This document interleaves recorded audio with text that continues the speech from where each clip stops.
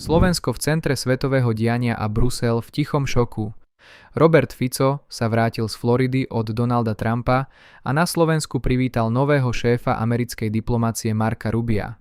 To, čo však premiér prezradil o správaní našich európskych partnerov, vyráža dých. Kým v USA našiel rešpekt a zdravý rozum, v Európe mu naši vlastní spojenci hádzali polená pod nohy a zakazovali prelety. Je toto tá jednotná Európa, o ktorej nám básnia? Vypočujte si prejav o suverenite, ktorý búra ideologické bariéry a ukazuje, ako sa robí politika na všetky 4 svetové strany. Si veľmi vážim, že táto návšteva prichádza krátko po našom stretnutí na Floride, kde som mal možnosť hovoriť s prezidentom Spojených štátov amerických, pánom Trumpom, za prítomnosti pána Rubia.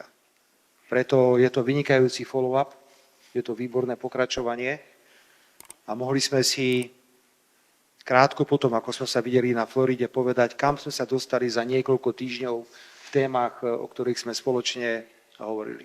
Za najpodstatnejšie z dnešného stretnutia, vážený pán minister, považujem to, že sa navzájom rešpektujeme. Zdôraznil som, že som predstaviteľom vlády, ktorá chce robiť suverénnu slovenskú zahraničnú politiku, orientovanú na všetky 4 svetové strany.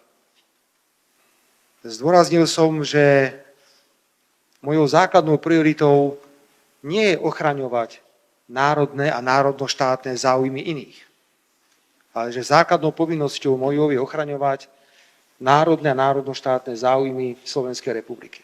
Viete, vždy, keď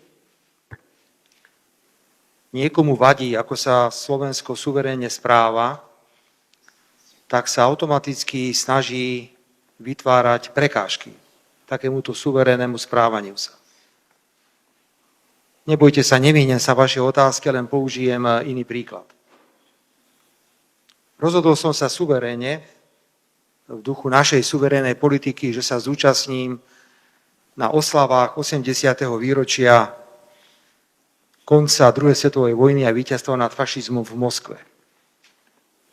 A mal som na to 1000 dobrých dôvodov, pretože bola to Červená armáda, ktorá oslobodzovala Slovensko v rokoch 1944 a 1945. Či veríte alebo neveríte, ale 2 členské štáty Európskej únie, 2 členské štáty NATO, naši partneri, mi nedovolili preletieť cez ich územie do Moskvy. Nepamätám si, že by mi niekto z americkej administratívy hovoril, že nechoď tam. Keď som išiel na oslavy konca druhej svetovej vojny do Číny, tak som bol šokovaný, ako celá Európska únia odignorovala tieto oslavy, čisto z politických, ideologických dôvodov. Ja som mal 1000 dôvodov dobrých ísť do Číny, aj som išiel. A potom sa mi to také zvláštne, že keď sa stretnem neformálne s niektorými mojimi kolegami, tak sa ma pýtajú potichu, no čo ti povedal ten prezident Putin a čo ti povedal ten prezident Xi Jinping. My musíme viesť dialog, pán redaktor. My sa musíme rozprávať.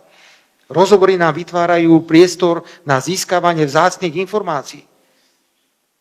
Presne ako nahováram teraz, musíme viesť dialog s Ruskou federáciou, musíme viesť dialog s ruským prezidentom Vladimírom Putinom. Ak nebudeme viesť dialog, tak nemôžeme tvrdiť, že máme záujem ukončiť vojnový konflikt, ktorý dnes vidíme na Ukrajine. Ja absolútne oceňujem, pretože vidíme to po dlhom čase, zdravý rozum, pragmatizmus v zahraničnej politike. Toto tu chýbalo. A toto si myslím je ten najcennejší príspevok, ktorý priniesol americký prezident do zahraničnej a svetovej politiky. Zdravý rozum, pragmatizmus a nehľadiete na záujmy iných. Každý si musí predovšetkým hľadiť na svoje vlastné záujmy, národnoštátne záujmy, ale za predpokladu, že to bude viesť k mierovému spolunažívaniu jednotlivých národov a štátov. Ďakujeme za sledovanie, nezabudnite dať odber a vidíme sa pri ďalšom videu. Toto bol Politický priestor.